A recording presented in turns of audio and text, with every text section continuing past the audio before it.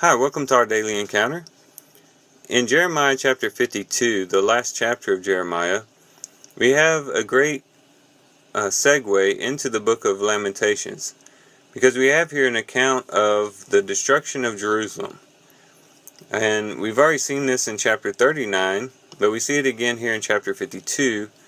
And we have basically the destruction of not only the city itself, but many of the people there. As a matter of fact, there's several classes that we could look at as we look into the various people that were affected by this destruction. You have the king, which is noted first, Zedekiah. You have the officials, the mighty men who were affected. Remember, they left at night with Zedekiah, and they end up getting captured by the Chaldeans, or by Babylon. You also have the priests being mentioned in the latter part of the chapter. But then you also have the average, I guess we could say, the laymen, the citizens of the city, also mentioned. But then you also have this other class called the poor of the city. In verse 15 it says, "Then Nebuzaradan, the captain of the guard, carried away into exile some of the poorest of the people."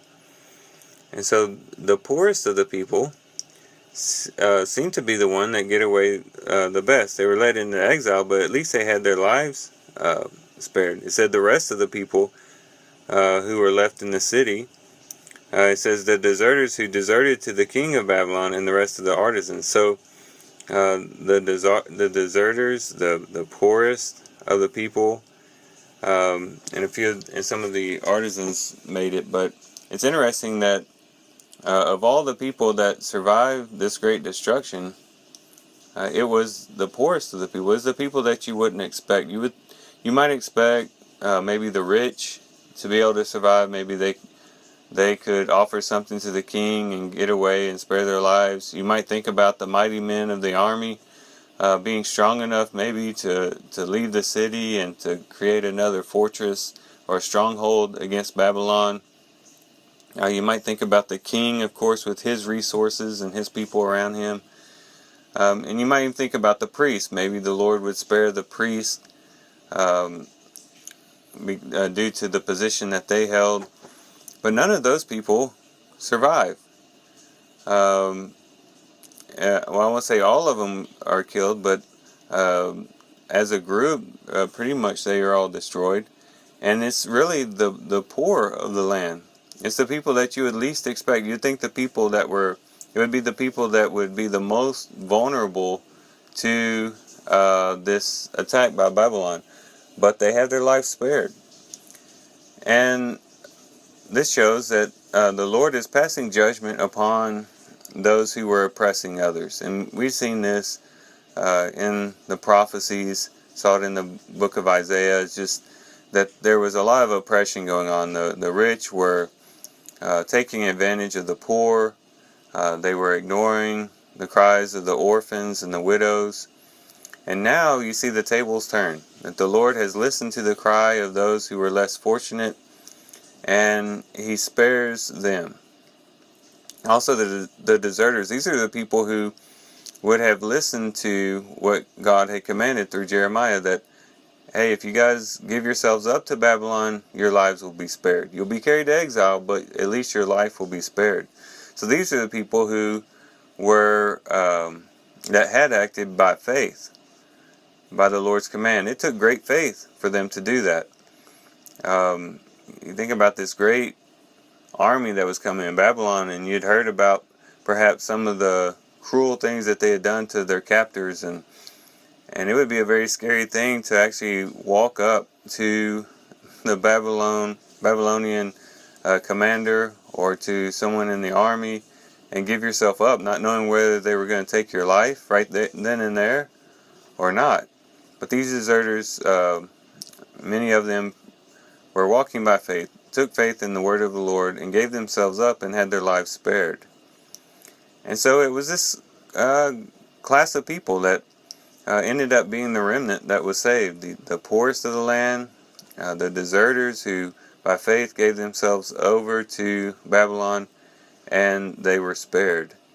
And so that's a good lesson for us, because if you think about it, those are the type of people that are going to be spared in the great judgment that is coming.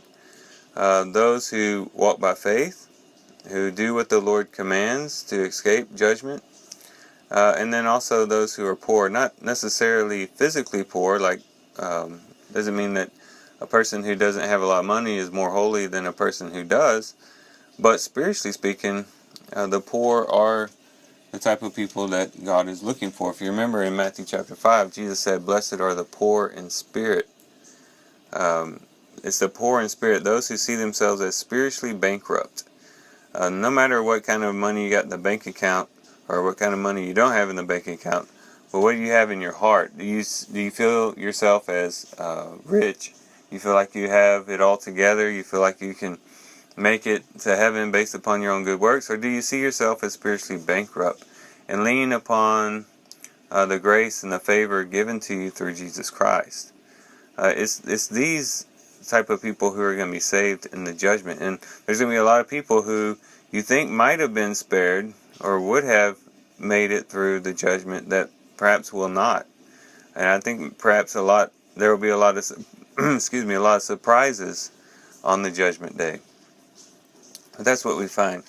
And so I mentioned earlier that this is a great segue into the book of Lamentations, because in the book of Lamentations we're going to have Jeremiah basically just weeping over the city of Jerusalem and over the people and over the land.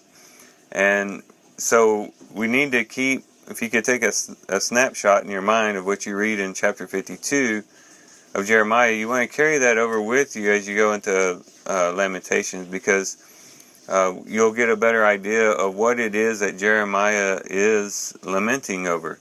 And of course it is in connection to this destruction we read about in the last chapter of Jeremiah. So keep that in mind. So these are just some things to think about. Hopefully they've been helpful to you. Thank you guys for listening in today. Hope you guys have a great day. Love you guys. God bless.